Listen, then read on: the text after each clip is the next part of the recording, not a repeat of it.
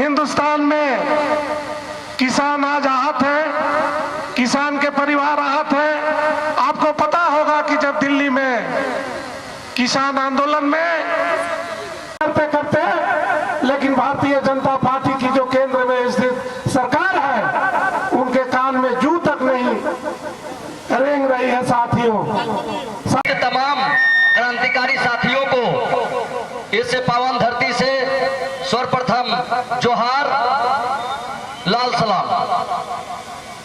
बहुत ही देश के प्रधानमंत्री हठधर्मिता को निभा रहे हैं। एक तरफ किसान का काला बिल लाए हैं, कृषि बिल लाए हैं, और न तो किसान से बात हुई और न ही विपक्षी दलों के लोगों से बात हुई। एक तो कोरोना काल में ये अध्यादेश को लाया गया, अध्यादेश ला करके और संसद में बिल को पास कराया गया। आज किसान जो है अपने को ठगा सा महसूस कर रहा है, क्योंकि जो पहले से जो एमएसपी था वो राज्य का नियंत्रण में था, राज्य नियंत्रण से उसको समाप्त कर दिया गया है। तो जो इस तरह जितने भी किसान हैं, किसान का कहना है कि जब तक ये तीनों जो काला बिल है जब तक वापस नहीं ले लेती, ऐसे 6-7-8 राउंड की बातें हुई है। 18 दिन से लोग धरने पर बैठे हुए हैं, आज भूख हड़ताल पे हैं। और यहाँ वाम दल और राष्ट्रीय जनता दल मिल करके हम लोगों ने धरना का कार्यक्रम किए हैं। झारखंड के सभी जिलों में ये धरना का कार्यक्रम चल रहा है, और धरना के माध्यम से हम लोग केंद्र सरकार को चेताना चाहते हैं कि सिर्फ किसान की बात नहीं है।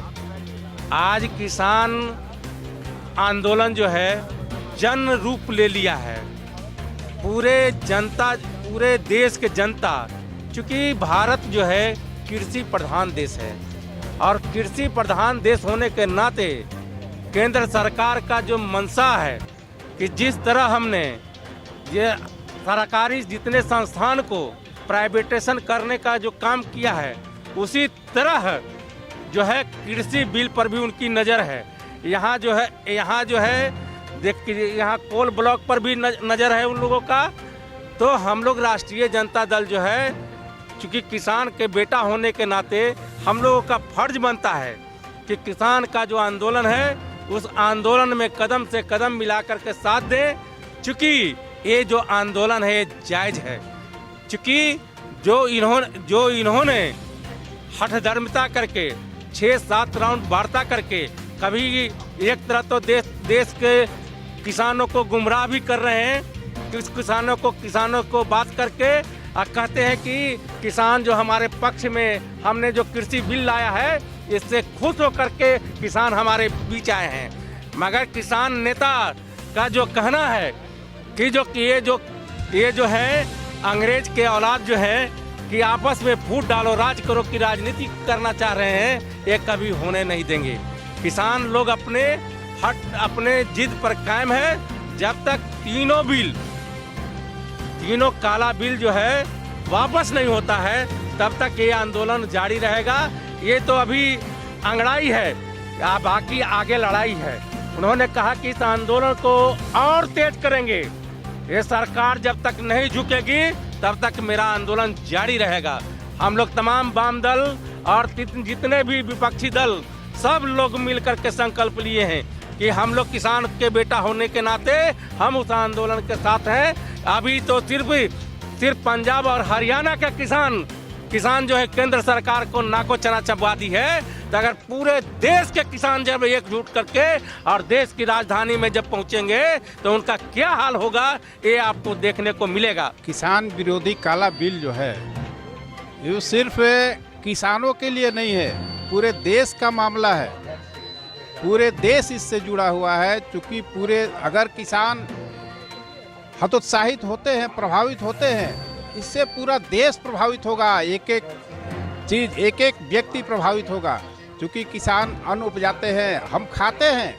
तो किसान का उपजाया हुआ एक एक दिन एक एक चीज़ जो खाते हैं, किसान को उपजाया है वो खाते हैं। इसलिए इस काला कानून के विरोध में हम लोग इसको जब तक वापस नहीं होगा तब तक हम लोग चरणबद्ध आंदोलन करते रहेंगे और ये आंदोलन ये तेज होते जाएगा। देखिए, सबसे पहले तो मैं कहना चाहता हूँ कि ये जो बिल लाया गया, मोदी जी बताएं कि बिल कहाँ से आया, किसने मांग किया इस बिल का, कैसे लाए। यहाँ तक कि उनका आरएसएस जो किसान है, आरएसएस संगठन आरएसएस का, वो भी नहीं मांग किया। इसके बाद भी आप ये बिल लाके किसानों के बीच थोपते हैं, तो एक देश के साथ आप अन्याय कर रहे हैं, किसानों के साथ देश के साथ अन्याय कर रहे हैं। और ये हम लोग कभी बर्दाश्त नहीं करेंगे। जब तक इसको आप वापस नहीं लेंगे तब तक हम लोग का आंदोलन होते रहेगा और ये आंदोलन तेज होता जाएगा। चाहे वो जो भी कर ले, उसके लिए हम लोग जहाँ तक जाना होगा और जो भी हथकंडा अपनाए, हम लोग उसके लिए कमर कस के तैयार हैं। और इस बिल को उनको वापस लेना होगा, क्योंकि एक एक व्यक्ति का सवाल है, देश के एक एक पर्सन का सवाल है। इस बिल को वापस लेना होगा। ये बात किसी क्षेत्र विशेष के किसानों को प्रभावित करने वाला ये ब्लैक बिल नहीं है। ये पूरे देश के किसानों पर अपना दुष्प्रभाव डालेगा। पलामू तो आप जानते ही हैं कि लगातार सुखाड़ क्षेत्र रहा है। वहाँ के किसानों की स्थिति यह है, सुखाड़ का दंश झेलते झेलते कि आर्थिक रूप से कमज़ोर हो गए।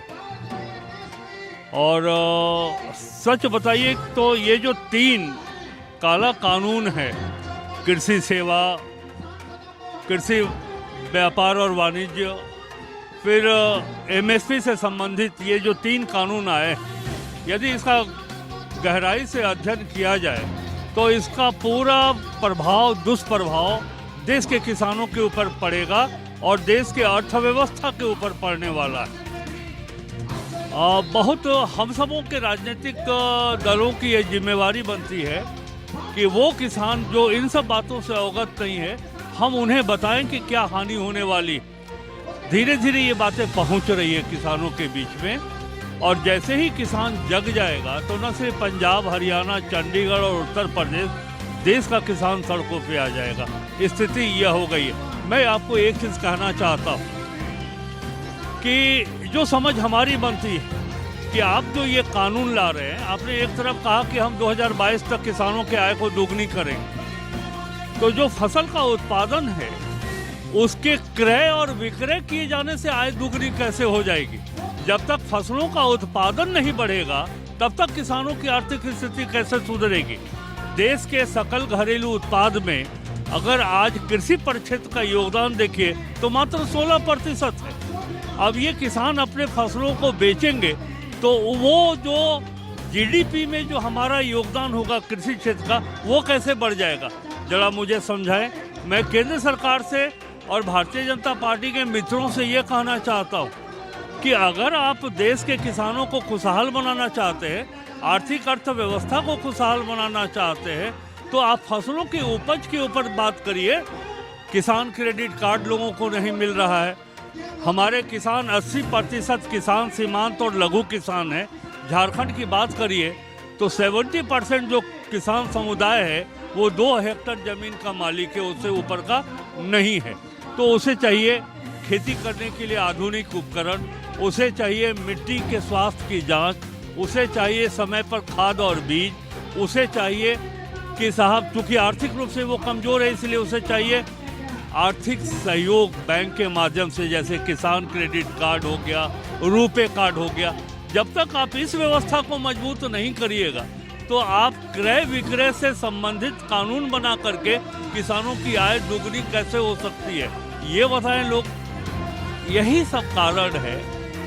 और मेरे ऐसा व्यक्ति जिस पार्टी में मैं हूँ, राष्ट्रीय जनता दल में, तो हमारी जिम्मेवारी बनती है। और मेरे ऐसा व्यक्ति जो अध्ययन किया है, तो मुझको लगता है कि इस कानून से कोई लाभ नहीं होने वाला है। आप ये देखिए, आपने धान और गेहूं या अन्य फसलों के खरीद को आपने कहा कि हम खुला बाजार मिल जाएगा इस कानून से। अब मुझको कोई एक बात बताए, पंजाब का कोई पूंजीपति अगर झारखंड से फसल ले जाता है, धान और गेहूं ले जाता है पंजाब, तो ये जो ट्रांसपोर्टेशन कॉस्ट बढ़ेगा वो किसके माथे पर गिरेगा? ये सब बातें सोचने की। और सबसे बड़ी बात है, सरकार है, कानून बनाने का अधिकार है आपको, लेकिन कानून बनेगा जनता के हित में, उस संगठन और समुदाय के हित में जिसके लिए आप कानून बना रहे। कभी पूछा आपने कि क्या हानि होगी, क्या नुकसान होगा? बैठी हुई सरकार है, ये सरकार किसान विरोधी, पूरा देश विरोधी सरकार है। आज किसान जो है, किसान ही रोड पे नहीं, पूरा देश की जनता रोड पे है। अगर ये बिल इतना ही अच्छा था तो आज दिल्ली में जो किसान ठंड में ठिठुर करके रोड पे क्यों बैठे हुए? तो कहीं ना कहीं इस बिल से किसान ही नहीं, पूरा देश का हित नहीं होने वाला है। आज किसान रोड पे, हम लोग सब रोड पे है, क्योंकि आज किसान जो है वो अन्नदाता है, और अगर वो नहीं तो पूरा देश नहीं चलेगा। क्योंकि सरकार कह रही है कि किसान अपने अनाज को स्टोर कर सकता है, तो बता दें मोदी सरकार कि किसान जो है उनको अपना रहने का ठिकाना नहीं है, तो वो अपने अनाज को कहाँ स्टोर करेंगे? वो एसी में बैठ के मोदी जी जो कह रहे हैं वहाँ पे कि किसान स्टोर कर सकता है, बता दें कहाँ स्टोर कर सकता है? ये सब तो साजिश है कि किसान जो है अपने अनाज को उगाए जरूर, लेकिन अपना अनाज का मालिक वो खुद नहीं हो सकता है। यहाँ पूंजीपति मालिक होंगे और पूंजीपतियों द्वारा ही देश चलाया जाएगा। जब थकती है सांस, जब रूठते हैं अपने, मुंह मोड़ता है जमाना, जब अंगड़ाई लेता है संकल्प, फिर बनती है कहानी, बनते हैं अनमिट निशान। देखिए मेरे साथ संघर्ष की दास्तां।